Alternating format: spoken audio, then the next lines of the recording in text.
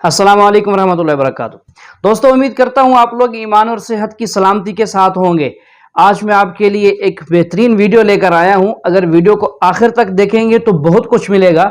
और दोस्तों, गुजारिश है कि हमारी वीडियो से जो आपको ज़्यादा अच्छा पॉइंट मिले तो वो आपने ज़रूर कमेंट में हमें बताना है, और वीडियो को लाइक और शेयर करना बिल्कुल ना भूलिएगा। इनका एक गिरोह ट्रक उठाता है, गाड़ियां उठाता है, दूसरा गिरोह गौ तस्करी करता है, तीसरा गिरोह काटता है, चौथा गिरोह उनको बाजार में बेचता है। ये एक हीनियस क्राइम है जिसको ये सब मिलकर कर रहे हैं। हमारा एक नारा है, भले ही अपना सीज कट जाए, हम गाय नहीं कटने देंगे। अपने हिंदू भाइयों को जो गौ रक्षा कर रहे हैं उन्हें ताकत देने के लिए हर हिंदू को आना चाहिए।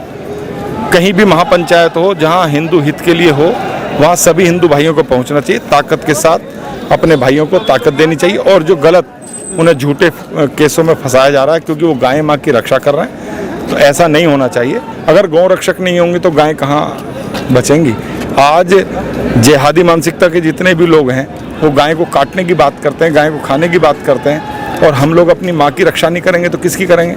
आप लोग मोनू मानेसर के साथ खड़े हैं, ताकत के साथ साथ खड़े हैं। मेरे घर में अगर कोई कसाई, कोई जिहादी आतंकवादी मुसलमान आ गया और मेरे घर में छोटे नन्हे मुन्ने बच्चों के यहाँ छुरी रख दी, बस मैं इस देश के इन जजों से और इन अधिकारियों से पूछना चाहता हूँ, क्या मैं थाने जाऊँ? ये आप मेरा जवाब दे देना, या अपने बच्चों को कटवा लूँ या इस्लाम कबूल कर लूँ, क्योंकि इन जिहादियों के पास चाकू तलवारें धार लगी हुई पड़ी हुई हैं। इनके घर से तो जमा नहीं कर रहे और हमारे घर से सब्जी काटने वाले चाकू उठा के ले आने की धमकी देते हैं लोग।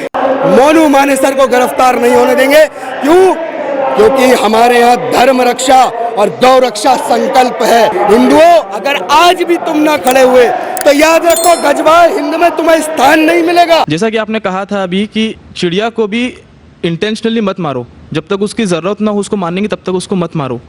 पर यहाँ हम देखते हैं कि लोग बाग सिर्फ अपने स्वाद को चेंज करने के लिए, अपनी ज़बान को एक अच्छा स्वाद देने के लिए नॉन वेजिटेरियन जो बेजुबान जानवर हैं उनका कत्ल करते हैं बड़ी बेरहमी से।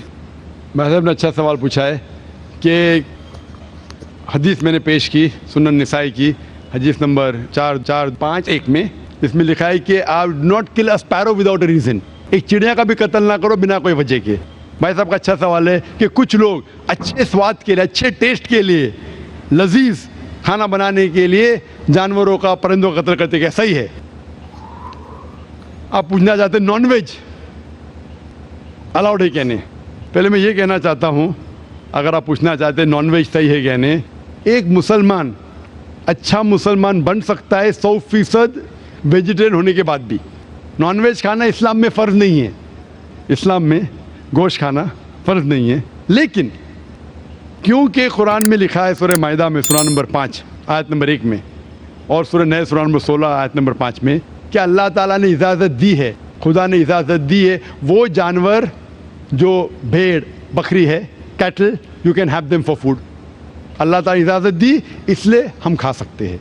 लेकिन अभी हम चेक करेंगे कि ये सही है क्या नहीं। आज साइंस ये कहता है कि कोई भी वेजिटेरियन फूड में एक इंसान को ज़रूरत है 20 to 23 अमाइनो एसिड्स जीने के लिए। उसमें से 8 एसेंशियल अमाइनो एसिड्स है जो अपने जिस्म में नहीं बनते, हमारे फूड में होना ज़रूरी है, हमारे खाने में होना ज़रूरी है। इसे कहते हैं 8 एसेंशियल अमाइनो एसिड्स। आज की साइंस ये कहती कोई भी वेजिटेरियन फूड नहीं है, कोई भी भाजी पाला नहीं है जिसमें सारे 8 अमाइनो एसिड्स है। Non veg food is a good source of protein. और एक बात आज साइंस ये कहती है कि the non veg food is more nutritious.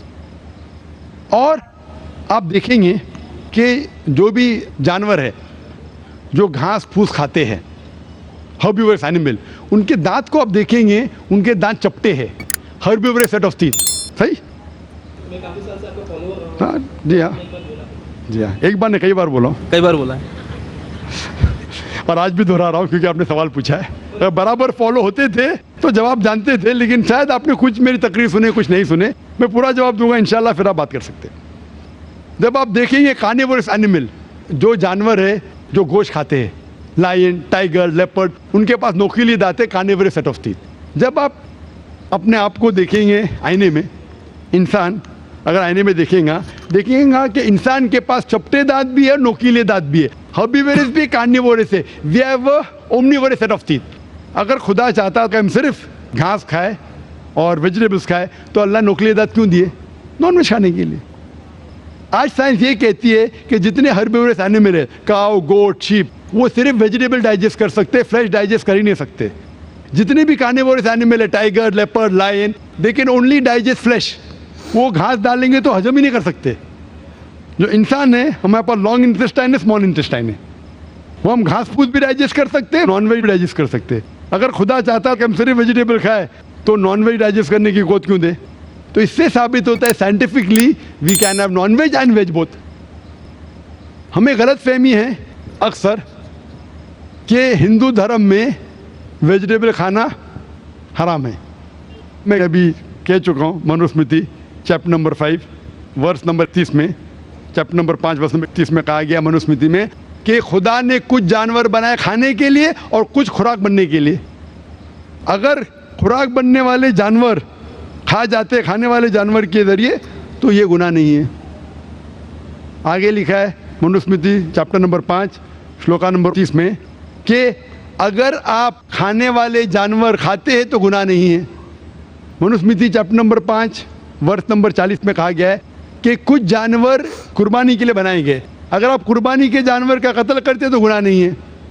अगर आप पढ़ेंगे महाभारत अनुशासन पर्व चैप्टर नंबर 88 में, उसके अंदर युधिष्ठिर पांडव के बड़े भाई वो बीच में से पूछते हैं कि हमारे जो पुरखे एंसेस्टर्स जो मर गए उनको सुकून पहुंचाने के लिए हम यज्ञ में पूजा में क्या दें? तो भीष्म कहता है अगर आप भाजी पाला देंगे तो हमारे बाप दादा 1 महीने के लिए संतुष्ट रहेंगे। अगर आप मछली देंगे 2 महीना, अगर गोश्त देंगे 3 महीना, अगर आप रैबिट खरगोश देंगे 4 महीना, अगर बकरी देंगे तो 5 महीना, अगर आप सूअर देंगे 6 महीना, अगर आप परिंदे देंगे 7 महीना, अगर डियर देंगे हिरन 8 महीना। और ये पूरा मेन्यू है, लंबा मेन्यू है। अगर आप बफेलो देंगे बफेलो तो 11 महीना। अगर आप गाय ज़बह करेंगे 1 साल तक आपके दादा परदादा संतुष्ट रहेंगे। 1 साल। कौन कहता है? भीष्म युधिष्ठिर से महाभारत में अनुशासन पर्व चैप्टर नंबर 88 में पूरा मेन्यू है। वेद में कई जगह लिखा है कि साधु संत गोश्त खाते थे, गाय भी खाते थे। तो इससे यह मालूम पड़ता है कि हिंदू धर्म में गोश्त खाने की ममानियत नहीं है। लेकिन कुछ मज़हब है जो कहते हैं कि भाई जीवित को नहीं मानना चाहिए, मिसाल के तौर पर जैनिज्म एटसेट्रा, और वो ये प्रचार करते हैं कि कोई भी जानवर का कत्ल नहीं करना चाहिए, इसीलिए गोश्त खाना हराम है। तो मैं कहता हूँ अभी साइंस एडवांस हो चुकी है, हम जानते हैं कि पेड़ पौधे में भी जान है, वो भी जीवित है, तो आप पेड़ पौधा क्यों खाते? नहीं, तो अभी लॉजिक चेंज हो गया। उनको पहले पता नहीं था ना, सैकड़ों साल पहले हमें क्या पता था पेड़ पौधे के अंदर भी जान है। वो लॉजिक उस टाइम सही थी, अभी साइंस बढ़ गई तो उनकी लॉजिक बदल गई। अभी कहते नहीं आखिर भाई पेड़ पौधे पे जान नहीं चलेगा, लेकिन पेड़ पौधे को दर्द नहीं होता, जानवर को दर्द होता है। पेड़ पौधे जीवित है लेकिन दर्द नहीं होता, इसीलिए पेड़ पौधे खा सकते। आज की रिसर्च कहती है कि even the plants can feel pain, लेकिन वो जब चिल्लाते हैं हम इंसान उसे सुन नहीं सकते, क्योंकि इंसान सिर्फ 20 साइकिल और 20,000 साइकिल्स पर सेकेंड के दरमियान में सुन सकते, उसके नीचे ऊपर नहीं सुन सकते। अमेरिका में एक फार्मर था जिसने ऐसा इक्विपमेंट बनाया, जब पेड़ को पौधे को पानी की जरूरत हो तो चिल्लाता था, वो कन्वर्ट होता था बिटवीन 20 to 20,000 सेकेंड, उसे फौरन पता चल पानी चाहिए, पानी देता था। अभी उनकी लॉजिक चेंज हो गई। आखिर भाई मानते हैं कि पेड़ पौधे में जान है, उन्हें दर्द का एहसास है, लेकिन पेड़ पौधे में 2 सेंसेस कम है, जानवर में 5 सेंसेस है, पेड़ में 3 सेंसेस है, इसीलिए पेड़ पौधे खाना जायज़ है। मिसाल के तौर पे आर्ग्यूमेंट से एक पे बात उसकी मान भी लूँ, जो नहीं मानता हूँ मैं, मान भी लूँ, और अगर मैं तस्लीम भी करता हूँ फॉर सेक ऑफ आर्ग्यूमेंट कि अब पेड़ पौधे में 3 सेंस है, जानवर में 5 सेंस है। मैं आपसे पूछना चाहता हूँ, अगर आपका भाई पैदा होता है गूंगा और बहरा, बोल नहीं सकता है, सुन नहीं सकता है, वो बड़ा होता है और एक आदमी उसका कत्ल करता है, आप जाके बोलेंगे जज को, मिलॉर्ड ये कातिल को ज़रा कम सज़ा देना क्योंकि मेरा भाई गूंगा था और बहरा था, आप ऐसा कहेंगे? आप कहेंगे जज कातिल को डबल पनिशमेंट दो, बेचारे ने गूंगे और बहरे को मारा, कहेंगे क्या नहीं? तो लॉजिक डजंट वांट 2 सेंसेस कम या 2 सेंसेस ज़्यादा। कुरान में लिखा है वो चीज़ को खाओ जो आपके लिए हलाल है। जो चीज़ आपको खाने की इजाज़त है वो खा सकते हैं, जो आपके लिए अच्छा है खा सकते हैं, बाकी हराम है।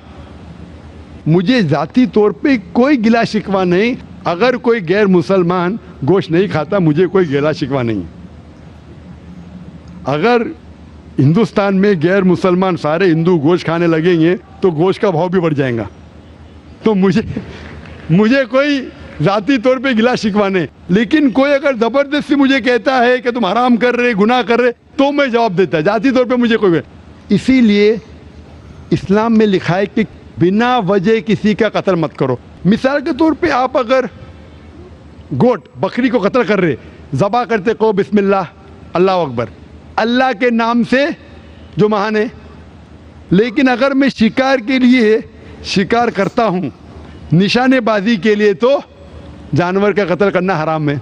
लेकिन मैं खाने के लिए कत्ल करता हूँ तो इजाज़त है। निशानेबाजी के लिए मैं परिंदे को, पिजन को, कबूतर को मारता हूँ, हराम है। आप समझ रहे ना? खाली अपने शौक को पूरा करने के लिए। लेकिन ज़बान को अच्छा रखने के लिए, जीने के लिए, कुछ भी चलेगा, जीने के लिए जायज़ है। चाहे पेड़ पौधा, अगर आप कहेंगे कोई भी जीवित चीज़ को नहीं मानना चाहिए, मैं आपके साथ हूँ, लेकिन ये मुमकिन ही नहीं है। खाना छोड़ो, सांस लेना मुमकिन नहीं। मैंने कहा ना पहले, आप सांस खाना तो छोड़िए, आप खड़े नहीं रह सकते 10 मिनट तक के बिना कोई जीवित चीज़ को मार के। तो इस्लाम एक लॉजिकल मज़हब है। ये सब चीज़ें जो आपकी दलील है ना, 200 साल पहले हो सकता है कि कोई वज़न कैरी करते। आज साइंस आगे बढ़ चुका है, उस टाइम के लिए सही था, शायद आपकी कोई बात मान लेता था। आज साइंस एडवांस हो चुका और इस्लाम जो है पहले के लिए, अभी के लिए, ता क़यामत तक है। इसीलिए इस्लाम में अपने हाथ को खाली निशानेबाजी के लिए नहीं, लेकिन खाने के लिए किसी का कत्ल करते, जो खाने की चीज़ की इजाज़त है तो ये आपके लिए हलाल है, चाहे पेड़ पौधा हो, चाहे बकरी हो, चाहे कोई भी खाना हो।